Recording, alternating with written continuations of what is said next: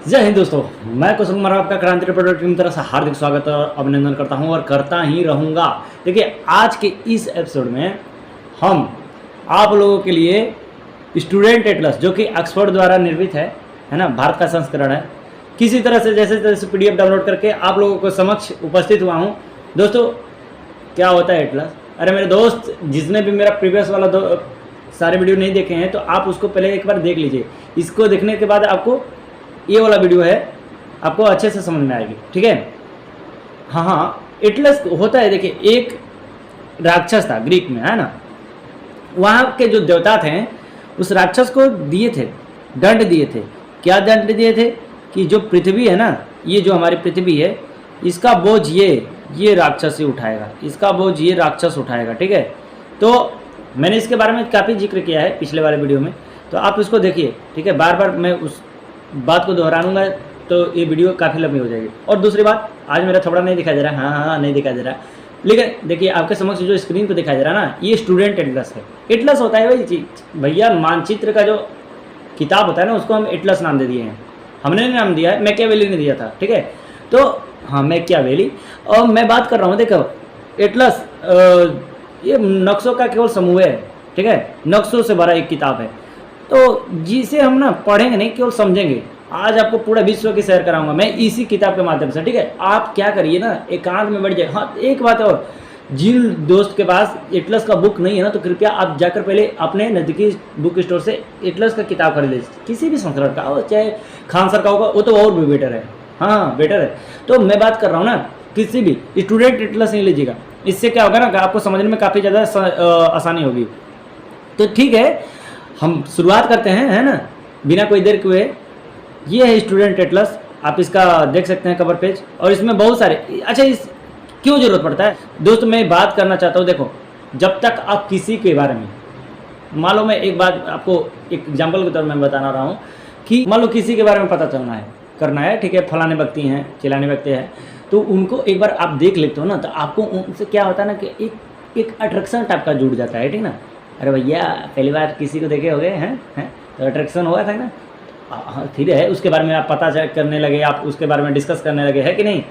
करते ही होंगे, है। मैं जानता हूँ मेरे दोस्त, मैं भी उसी टाइम पीरियड से गुजर चुका हूँ। तो दोस्त, मैं ये बात कर रहा था कि जैसे मान लीजिए ये भूगोल का है, आप देख रहे हैं, इससे क्या होगा ना, मानचित्र पढ़ने के बाद ना आपको मोटी मोटा अंदाज़ा हो ही जाएगा कि कौन सी जगह है, किस पर स्थित है। अब मान लीजिए कि मैं बात करूँगा सिंधु नदी, अभी तक से आपके दिमाग में फिट नहीं है। जिसने भी नहीं मानचित्र पढ़ा, एक भी बार कभी नक्शा नहीं देखा है, तो उसको झेलम, सिंधु, रावी, गंगा, ब्रह्मपुत्र, ये सब नदियों का ज्ञान नहीं है कि किस दिशा से बहती है, कहाँ पर जाकर मिलती है, तो उसे समझ में नहीं आएगा। अगर एक बार आप इस मानचित्र को देख लेते हैं तो आपके दिमाग में एक फिल्म जैसा होता है ना, फिल्म आप देखते हो, मूवी, तो आपके दिमाग में सारा कुछ बैठ जाएगा। हाँ, एक चीज़ और मैं बता दूँ कि यह आपको पढ़ना नहीं है, केवल समझना है। तो मानचित्र और मानचित्र कला का विकास कैसे हुआ, इसके बारे में भी हम समझेंगे। इसका भी एक अलग ही इतिहास है, ठीक है। तो इसको हम लाइन बाय लाइन पढ़ेंगे तो नहीं, क्योंकि इसको हम बाद में आपको डिस्कस करेंगे। सबसे पहले हम आपको ले चलते हैं कि मानचित्र कितने प्रकार के होते हैं। तो हमने पिछले वाले वीडियो में समझा था कि मानचित्र कितने प्रकार के होते हैं, ठीक है। तो मानचित्र का प्रकार यहाँ पर दिया गया है, ये देखिए। इसमें आपको दिखाई दे रहा होगा, बाउंड्री दिखाई दे रहा होगा, ये सब बाउंड्रियाँ दिखाई दे रही हैं, अलग अलग कलर से इसको हाईलाइट भी किया गया है। तो इससे आपको पता चलता है कि यह है राजनीतिक मानचित्र। कैसा है? राजनैतिक मानचित्र है, ठीक है। आज ही मैंने एक हाँ, पेन टैप खरीदा है, तो थोड़ा सा इसको चलाने में हमें भी अभी सीखना है, ठीक ना।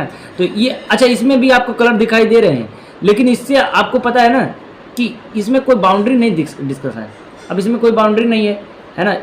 इस राजनीतिक मानचित्र में अलग अलग कलर, अलग अलग बाउंड्रियाँ दिखाई दे रही हैं, जो कि अलग अलग राज्य, अलग अलग देश को प्रदर्शित करती है, लेकिन इसमें आपको कोई बाउंड्री नहीं दिखाई देती। हाँ, इसमें जो कलर दिखाई दे रहा है, तो ग्रे कलर है ना, ये बताता है कि ये है पर्वत, ठीक है। ठीक है, अच्छा राइटिंग लिख रहा हूँ ना। अच्छा, ये है आपका हरा वाला भाग, मैदानी भाग, ठीक है, मैदानी भाग, हाँ, फील्ड एरिया है। और ये जो आप पीला पीला देख रहे हैं, ये इसको हम कह देते हैं रेगिस्तानी एरिया है, ठीक है, रेगिस्तान है। अरे समझ जाइए भैया, रेगिस्तान लिखा दिया, अरे ठीक है। तो अब हम चलिए शुरुआत करते हैं, ठीक ना, बिना कोई देर किए। अब हम अपने मेन टॉपिक की तरफ चलते हैं। अब तो आप बता देंगे कि ये कौन सा मानचित्र है ना, भारत का है, ये है प्राकृतिक मानचित्र। तो हम 3 प्रकार के मानचित्र के बारे में पढ़ेंगे। अच्छा, अभी हमने दो प्रकार के मानचित्रों के बारे में समझा है। ये तो प्राकृतिक हो गया, चलिए आपको नीचे ले चलता हूँ, ठीक है। ये है आपका राजनैतिक, ये है आपका राजनैतिक। हाँ, सबके बारे में डिस्कस करेंगे भाई, घबराइए मत। राजनैतिक, ठीक है। और अभी आपको एक थीमेटिकल मानचित्र दिखाऊंगा जिसमें केवल एक ही चीज़ का, मान लीजिए सड़क का अध्ययन, सड़क कौन कौन सी NH हाईवे कैसे कैसे गया है, ठीक है, उसके बारे में देगा कि किस प्रकार से कौन सा बंदरगाह कहाँ पर स्थित है, उसके बारे में केवल दे देगा, या फिर कहीं कौन सा हवाई अड्डा है उसके बारे में दे देगा, ठीक है, केवल नदियों के बारे में दे देगा। तो ये सब हम डिस्कस करेंगे, लाइन बाई लाइन करेंगे। हाँ देखिए, ये आपका राजनीतिक, प्राकृतिक मानचित्र है भारत का। तो इसमें आपको दिखाई दे रहा होगा, ये जो हिमालय का जो ऊपरी वाला हिस्सा है, ये आप देख सकते हैं। ये इसको हम कहते हैं ना, हिमालय को 4 भागों में विभाजित किया गया है। पहला है काराकोरम, दूसरा है लद्दाख, तीसरा है पीर पंजाल और चौथा है जास्कर, ठीक है। तो आपको दिखाई दे रहा होगा आप अपना। अच्छा, एक बात और, जब तक आपके पास मैप का बुक नहीं आ जाता तब तक आपको कुछ भी समझ में आने वाला नहीं है। तो मेरे दोस्त, आप सबसे पहले क्या करिए ना कि एक मैप का बुक अपने नज़दीकी बुक स्टोर से ले लीजिए, ताकि आपको समझने में आसानी होगी। ये देखिए, ये आपकी झेलम नदी बह रही है, देख रहे हैं, ये है, ये चिनाब नदी बह रही है, ठीक है, ये, और ये आपका रावी नदी बह रही है, ठीक है। हाँ, ये सब पहले ना, ये तो ऐसे पाकिस्तान में है, ये पाकिस्तान वाले एरिया है, लेकिन पता है आपको, इससे पहले ना ये पंजाब में हुआ करता था, जब भारत का विभाजन नहीं हुआ था। अरे जब पाकिस्तान, हमारे देश का आज़ाद हुआ 15 अगस्त 1947 को, 14 अगस्त 1947 को पाकिस्तान नामक एक देश बना, जो कि हमारा पड़ोसी मुल्क भी है ना। हाँ, नाक में दम रख करके रखा है, तो अलग बात है। तो ये 5 नदियों का देश हम पंजाब को जानते थे, कौन कौन सा? सतलज, ब्यासा, रावी, चिनाब, झेलम नदी बहे पंजाब, ठीक है। 5 नदियों का देश है पूरा, याद कर लीजिएगा। तो ये सब हम कैसे, जब तक हम मैप नहीं पढ़ेंगे ना, तब तक हमको समझ में आएगा ही नहीं आएगा। हाँ, ये आपको दिखाई दे रहा होगा, ये चीन है ना, ये तिब्बत है, घुट गया है चीन और तिब्बत को। तो ये सब का हम लोग डिस्कस करेंगे बारी बारी से। आपको आज हाईलाइट दे दिया हूँ मैं।